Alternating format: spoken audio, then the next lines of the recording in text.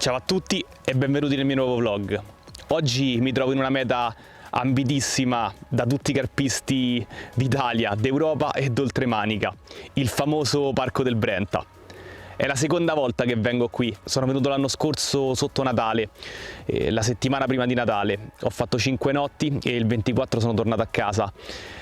La pescata è stata molto difficile perché ho preso un repentino abbassamento delle temperature con le prime gelate serie e questo ha mandato in blocco completamente il pesce su tutto il lago.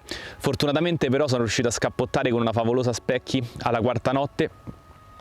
17,5 kg, che per il parco sicuramente non è un gigante, ma con quella livrea in quelle condizioni sono stato molto contento di aver portato a casa la pescata. È rimasta però la forte voglia di tornare a provare e ho scelto questo periodo perché ancora il lago non è frequentatissimo, ma sicuramente potevo trovare una situazione di rialzamento delle temperature, quindi favorevole. Purtroppo la realtà ci rema contro perché settimana scorsa c'è stato un forte vento da nord-est che ha bloccato il pesce completamente su tutto il lago e chi era a pesca qui è andato a cappotto. Fortunatamente però le temperature si stanno rialzando e oggi è una giornata veramente primaverile, una delle prime giornate primaverili dell'anno. Quindi sono fiducioso e ottimista, sono in felpa ma potrei anche stare in maglietta adesso che faccio queste pratiche di carico e scarico della macchina. Erano disponibili la postazione 4 e la postazione 15 e ho fatto un bel giro del lago, non ho visto movimento da nessuna parte, ma proprio davanti alla 15 ho visto un salto e delle grufate intorno alla postazione 17, quindi alla fine dell'ansa.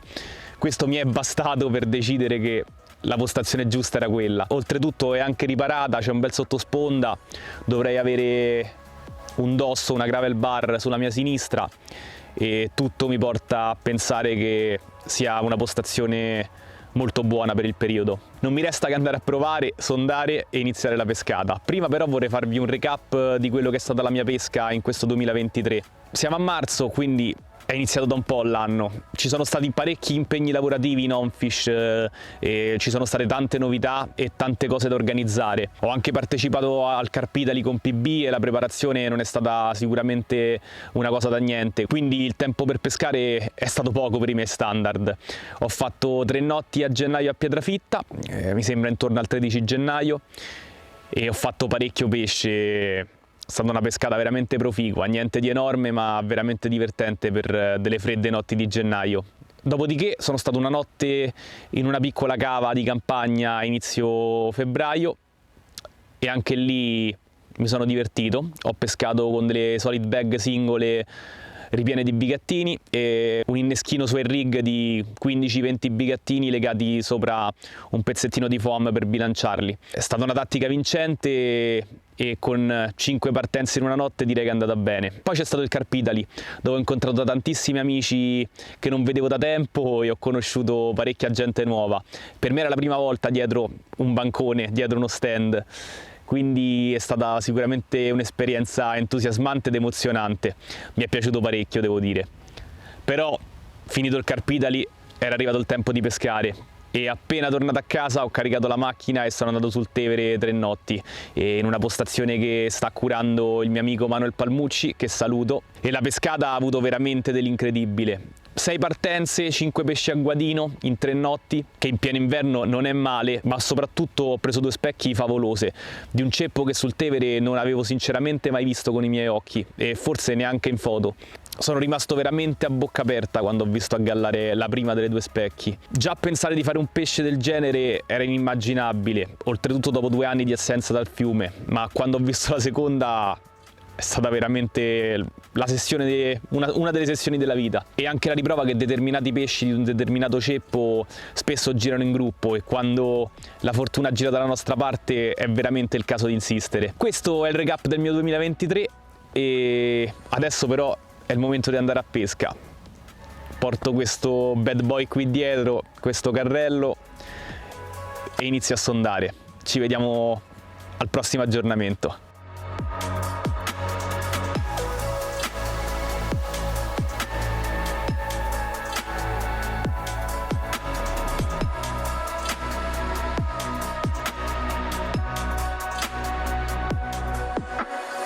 appena passata la prima notte di pesca, purtroppo senza eventi notevoli, giusto qualche beep che comunque ha manifestato qualche movimento di pesce in zona, ma non si è mosso niente. La notte ha fatto molto freddo, mi sono svegliato ed era tutto congelato, quindi ha fatto una bella gelata, la temperatura è andata ben sotto lo zero.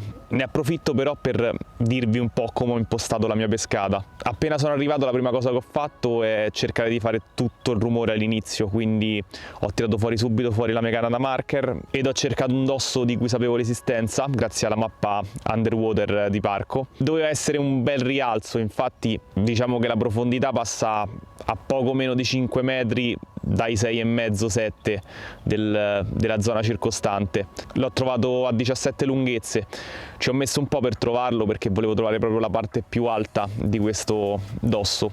È leggermente sulla sinistra, sto prendendo come riferimento un cespuglio all'angolo di fronte a me. Il fondale è duro e mi sembra veramente un'ottima zona.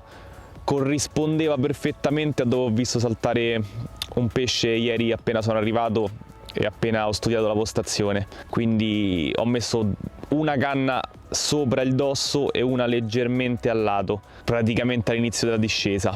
Non ho pasturato per niente su queste due canne perché il lago è bloccato, quindi secondo me può essere solo controproducente. Se vedrò movimento oppure farò un pesce o magari due, non so, probabilmente inizierò a pasturare un pochino, sempre con moderazione, ma per il momento 2 bombette al punto giusto sono più che sufficienti. Mentre per l'altra canna ho deciso di metterla marginal, visto che durante il giorno le temperature si alzano parecchio e ho degli alberi sopra l'acqua su tutta la sponda che costeggia la mia destra, che sembra anche un passaggio. Ho visto un movimento di pesce sulla punta, quindi credo che i pesci possano fare quel sottosponda come strada di routine. Per minimizzare i fili in acqua e minimizzare il disturbo appunto di lenze in un posto così pressato, ho deciso di pescare a washing line, che sarebbe praticamente una sorta di break line. Ho lanciato un piombo sulla terra della sponda opposta, praticamente sulla sponda, non dentro l'acqua. Sarà un lancio di 25 metri dopo quest'angolo che ho qui appena alla fine della postazione. Ho lasciato la canna sul picchetto con l'archetto aperto, ho sostituito il piombo con il mio leadless leader e bombetta, l'ho messo all'interno di un baiting spoon, che per chi non lo conoscesse è un attrezzo che per fare queste cose è molto utile. È praticamente un palo ad innesti allungabile fino a lunghezze anche notevoli per calare appunto i nostri inneschi. Ho usato 6 sezioni, quindi diciamo un appoggio molto corto. Una volta inserita la bombetta all'interno del baiting pole, ho tenuto in mano il filo perché dobbiamo sempre averlo a nostra portata. Ho calato il mio innesco al di sotto dei rami e ho clippato il filo in una delle clip di Skills fatte appositamente per pescare a break line. La clip l'ho precedentemente applicata ad un picchetto tramite semplicemente un nodo con un filo bello grosso e ho impostato la clip con un rilascio abbastanza rapido. Poi, ritornando sulla sponda, si mette in tensione il filo che deve stare completamente fuori dall'acqua, quindi la canna deve essere con il filo teso che passa tutto fuori dall'acqua, in modo che dentro l'acqua l'unico filo che avremo sarà quello che va dal picchetto all'innesco, che saranno appunto pochi metri, e oltretutto lo lasceremo completamente in bando, in modo che il pesce non possa avvertire nessun disturbo. È importante utilizzare un avvisatore visivo pesante. Io ho una bella bobbin in acciaio inossidabile di Skills che è perfetta per questo scopo, perché le nostre mangiate saranno appunto il pesce che parte dalla parte opposta degli ostacoli, perché avverte la resistenza dalla parte dell'ostacolo e questo metodo ci aiuta anche in questo. Sgancerà il filo dalla clip e quindi il filo si allenterà completamente. Allentandosi avremo una mangiata incalata. È un metodo perfetto per non insospettire le carpe. Su questa canna, essendo molto facile pasturare senza fare tanto rumore e dare pochissime esche, ho deciso di dare mezzo barattolo di mais in scatola, semplicemente per dare un tocco di colore e riprendere la dumbbell gialla che ho all'interno della mia bombetta. L'ho date sparse nel sottoriva per cercare appunto di coprire quel passaggio su una zona un po' più ampia. Specifico che proprio neanche mezzo barattolo di mais in scatola, quindi praticamente pasturazione nulla anche qui. Speriamo che le mie strategie fruttino nei prossimi giorni. Le temperature sono previste in rialzo, già fa più caldo, e se è come ieri di giorno la temperatura aumenterà tanto e la prossima notte non dovrà neanche scendere sotto lo zero. Quindi io sono ottimista e non mi resta che aspettare. Incrociamo le dita.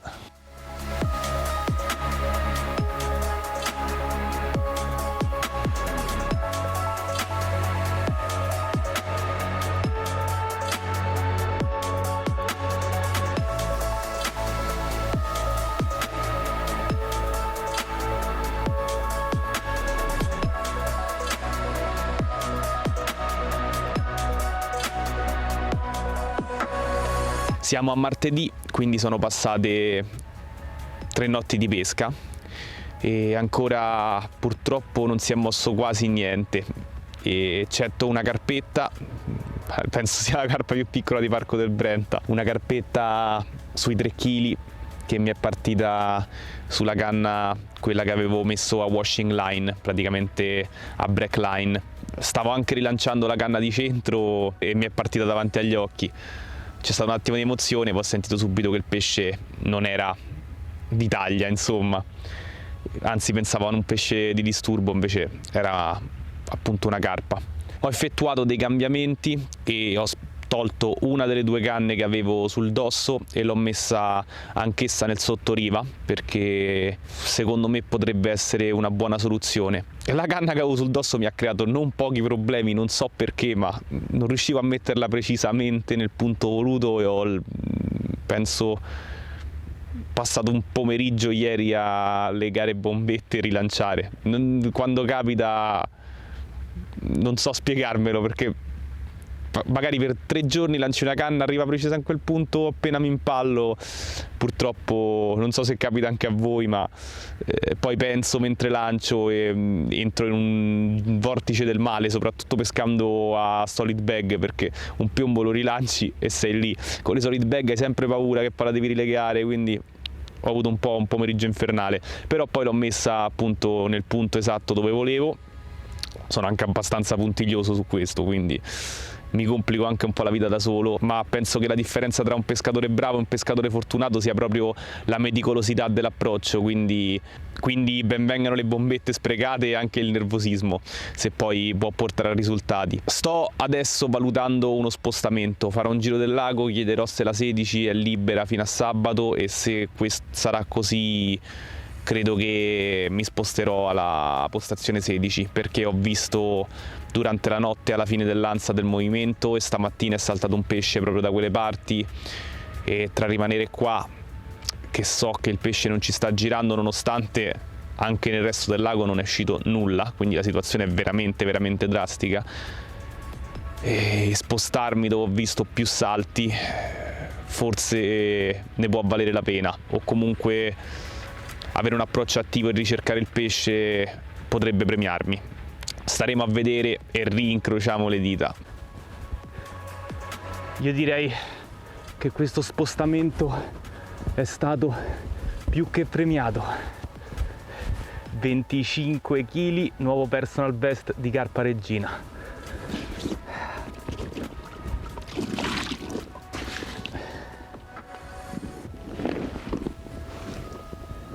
Eccola qua, mamma mia che pesce, mamma mia, che pesce ragazzi.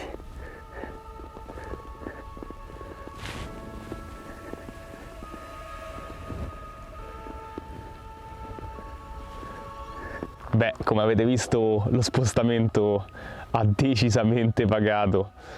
Ieri sera verso le 10 è partita una canna ed ho fatto il mio personal best di regina.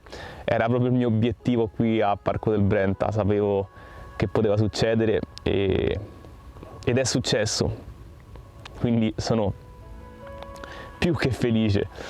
E vi racconto un attimo come ho svolto la pescata, perché ieri lo spostamento l'ho effettuato, ho iniziato a spostarmi verso le 2 e prima sono andato a fare un po' di spesa e quindi ho preferito lasciare da parte il lato video, anche perché avevo la batteria scarica, caricare la batteria e scandagliare veramente la mia postazione fino alla morte. Ho trovato a ridosso una a ridosso dell'angolo dell'Ansa e un'altra a ridosso della riva opposta, 2 zone di ghiaia, proprio il ghiaiino fine, quello che è oro per noi carpisti, e tutto quello che lo circondava era più, diciamo, fangoso.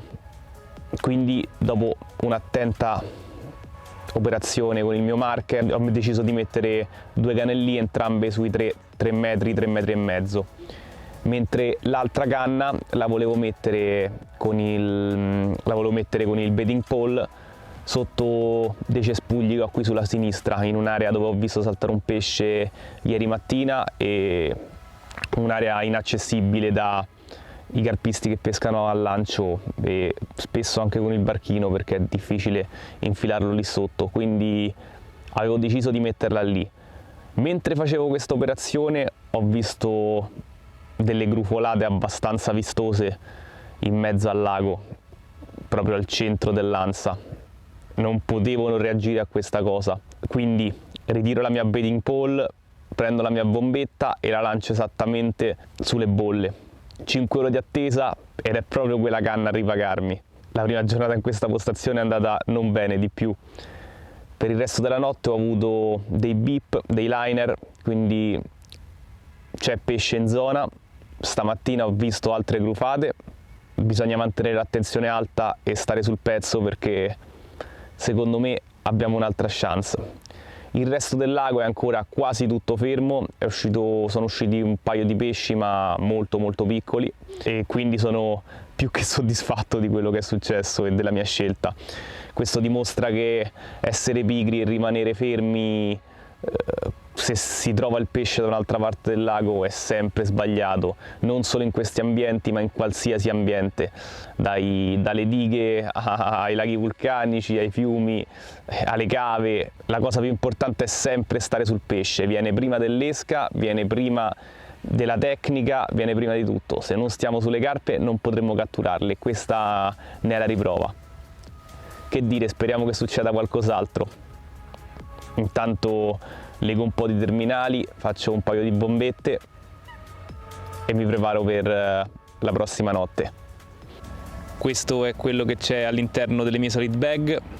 È un piccolo slip di rig lungo 10 cm su per giù e un piombo da 3 once, quindi sono 80 grammi.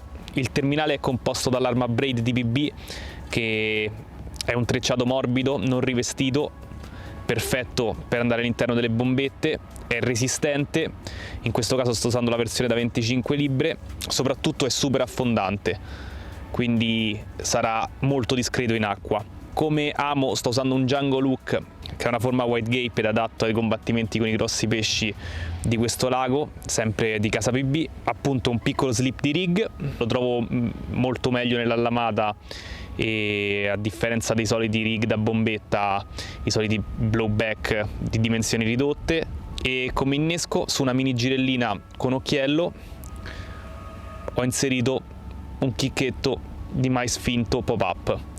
L'amo è un numero 2, sembra esagerato all'interno di una bombetta, ma questi 2 non sono enormi e soprattutto con l'esca pop-up l'esca si manterrà appena sopra l'amo e la presentazione sarà perfetta. I pesci non saranno insospettiti, anche perché l'amo sarà ben nascosto all'interno delle pellet della bombetta e sulla spirata l'esca è pop-up, quindi andrà a bilanciare l'amo. Però un amo così grande avrà una buona presa sulla bocca del pesce, non facendoci temere alcun combattimento e garantendoci di evitare qualsiasi tipo di slamata. Come leader ho un leader senza anima, quindi un leadless leader, come un leadcore ma senza anima in piombo, molto semplice e molto efficace. Per migliorare l'angolo di allamata ho aggiunto un piccolo pezzo di termorestringente che ho modellato a formare un piccolo kicker. Il terminale invece è collegato alla bombetta tramite una ring swivel per creare più mobilità possibile, farlo adagiare bene all'interno della solid bag ed è facile da collegare ed intercambiare. Basterà spingere fuori quest'asola e collegarne un'altra.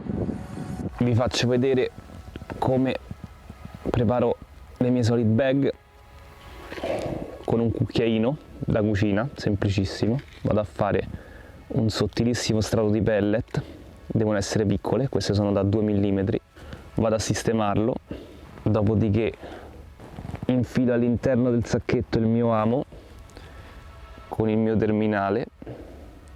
Bisogna stare attenti che l'amo sia rivolto verso il basso o lateralmente, in modo che non vada a impigliarsi con la treccia che andremo a mettere sopra. Poi andiamo a fare un altro strato di pellet un po' più consistente, tenendo il piombo in mano.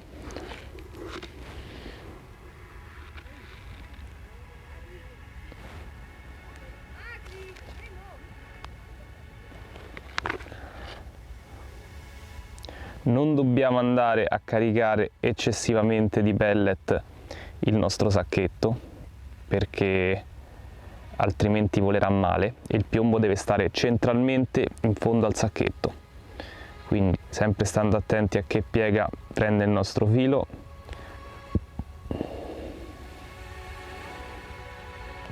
Filiamo il piombo all'interno del sacchetto e con il piombo andiamo a comprimere il contenuto.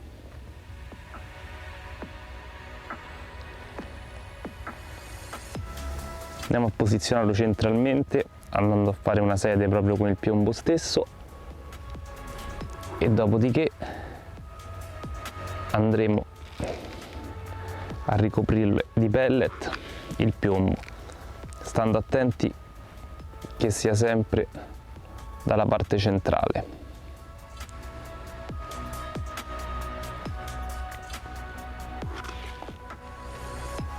Questo perché volerà molto meglio. Non andiamo a sovraccaricare la nostra solid bag, così è perfetto. Lo stem del piombo, la parte sopra, deve aiutarci a fare la chiusura. Prendiamo il nostro sacchetto,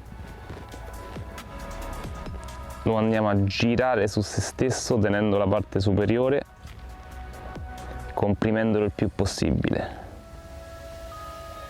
Dopodiché prenderemo del nastro in PVA e con il nastro in PVA andremo a comprimere ancora di più il sacchetto. Lo andiamo a forare con un ago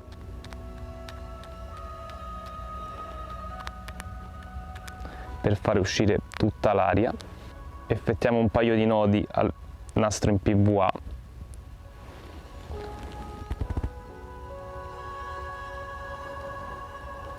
È importante, quando si fanno le spire di nastro in PVA, di scendere verso il basso in modo che il sacchetto si comprima di più. Tagliamo le eccedenze del nastro, prendiamo la parte sopra del sacchetto in avanzo, stando attenti che il nostro leader sia dalla parte opposta. Andiamo ad effettuare un taglio, facciamo uscire il nostro leader, portiamo l'eccedenza tutta da un lato, riprendiamo le forbici e la andiamo a tagliare.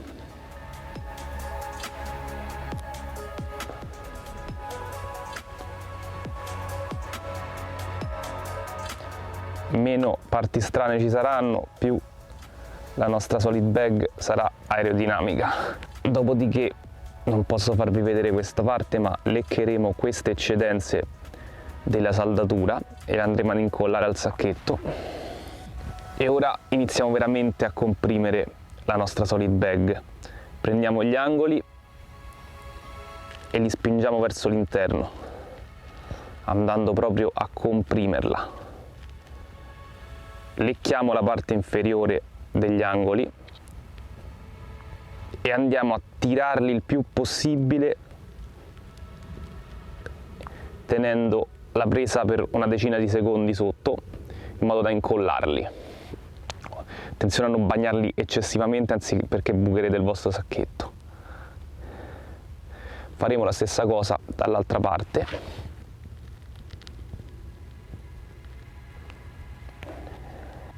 Ed ecco la nostra solid bag perfetta, un boccone singolo e adatta ad essere lanciata a lunghissime distanze. Siamo arrivati quasi al tramonto del penultimo giorno. Dopo quella splendida e mastodontica regina che ho preso non appena mi sono spostato nella postazione 16, tutto si è fermato. Il lago è completamente bloccato, ho parlato con tutti i ragazzi che sono sul lago, ci sono tanti ragazzi inglesi, ho fatto conoscenza con molti di loro e mi dispiace anche parecchio perché hanno fatto un lungo viaggio, quindi è un peccato. Sono super soddisfatto della mia pescata perché sono quello che ha preso il maggior numero di pesci, con 2 pesci al pari con un ragazzo forse alla postazione 1, e soprattutto l'unico che è riuscito a fare un pesce veramente degno di nota. La taglia è stata molto bassa in tutto il lago, sono usciti carpe massimo sui 10-11 kg. Dato che non ho ottenuto altri risultati, ho deciso di cambiare un po' la mia strategia. Per 2 mattine consecutive ho visto di nuovo dei salti nei cespugli alla mia sinistra, quindi ho deciso di mettere la mia famosa canna lì sotto con la Bushwhacker appena vicino alla posta, sono 25 metri di prolunghe, e l'ho messa appena sotto i cespugli. Per un'altra canna invece l'ho messa all'incirca dove ho fatto la regina, sempre lanciando una solid back singola. La canna con la Bushwhacker invece ho messo la mia bombetta all'interno del cucchiaio e nella parte posteriore invece ci ho messo del mais in scatola, che la parte posteriore è separata da quella anteriore, quindi non sarebbe andato a sciogliere il PVA, giusto 2 pugni piccolissimi di mais. Mentre per la terza canna ho trovato una zona al centro dove vedevo delle grufolate prima di avere la boccata e ho deciso di dargli all'incirca 5 spomb di pellet misto 6-8 mm e circa mezzo barattolo di mais. Ho fatto questo per 2 giorni e non ho avuto nessuna risposta fino a oggi a mezzogiorno. Oggi avevo deciso di non toccare le mie canne, a parte quella sotto i cespugli che una nutria questa notte me l'ha mandata fuori pesca e l'ho dovuta ricalare di notte, quindi ho deciso di ricalarla comunque di giorno, però quella non avrebbe dato fastidio. Per le altre 2 canne avevo deciso di non toccarle, visto il poco movimento, e sperare che l'assenza di pressione e di rumore all'interno della postazione potesse spingere le carpe qui dentro. Non appena penso di effettuare questo piano, ho una partenza sulla canna di destra proprio mentre ricalavo quella con la baiting pole sotto i cespugli. Una partenza strana, incalata, ferro, e dopo 2 minuti di combattimento capisco che non si tratta di una carpa. 45 minuti di lotta con uno storione che mi ha mandato fuori pesca anche l'altra canna, quindi tutta la mia strategia è stata vanificata e ho guadinato con non poche difficoltà quello che mi hanno detto si chiama pinna mozza, visto che appunto ha una pinna danneggiata. Veramente un animale colossale, ma non ero qui per questo e ha dato fastidio non poco alla mia azione di pesca. Certo, c'è stata un po' di action, ma l'ho immediatamente rilasciato, l'ho sollevato un attimo in acqua, era pesantissimo, giusto per farvelo vedere, ma è venuta anche una bruttissima ripresa. Dopo aver catturato lo storione ho deciso di fermarmi, pranzare e rilassarmi un po', osservare l'acqua. E dopo un'oretta, verso l'1:30 alle 2, vedo un paio di salti proprio sotto la mia postazione, dopo ore e ore e ore di nulla totale. Quindi ho lanciato una canna vicinissima alla postazione dove ho visto questi 2 salti, mentre per la terza canna ho deciso di non rimetterla sulla zona pasturata perché proprio lì mi è partito lo storione, ormai avrà spazzato tutta la pastura. aveva una bocca che era un vero aspirapolvere. Per quanto riguarda le carpe non ha portato a frutti, quindi non ho ripasturato e sto tenendo la terza canna fuori dall'acqua aspettando di vedere qualche segnale all'interno della mia postazione, ma per ora non ho visto niente, è quasi il tramonto, penso la metterò dopo ho fatto la grande regina. Questo lago però ci ha dimostrato che basta una boccata per cambiare la pescata, quindi tengo le dita incrociate. Se dovesse finire così sono più che soddisfatto per la situazione e soprattutto ho fatto un nuovo personal best di carpa regina, quindi direi che è una sessione veramente con la S maiuscola. Confido in questa notte, ci aggiorniamo domani per magari il video di un pesce o semplicemente per i saluti.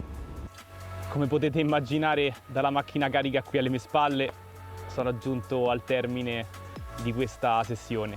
Ho appena scarrellato tutta l'attrezzatura, per come è andata agli altri sul lago mi ritengo molto soddisfatto. Ho fatto una pesca di ricerca e è andata bene, dai. Spero di tornare in un periodo in cui ci siano più mangiate, fare una pesca più su uno spot pasturato, un altro tipo di pesca e sicuramente vi terrò aggiornati in caso riesca. E i miei complimenti vanno alla famiglia Petennuzzo per come mantiene questa cava, ti invoglia veramente a tornare e pescarci di nuovo. Che dire ragazzi, se vi è piaciuto il video iscrivetevi al canale, potete seguirmi su Instagram per vedere le mie novità e le uscite dei miei prossimi video e il mio nickname è TiberAngler, potete contattarmi se avete qualsiasi domanda. Io vi saluto e ci vediamo al prossimo vlog. Ciao a tutti e speriamo di vederci sulle sponde.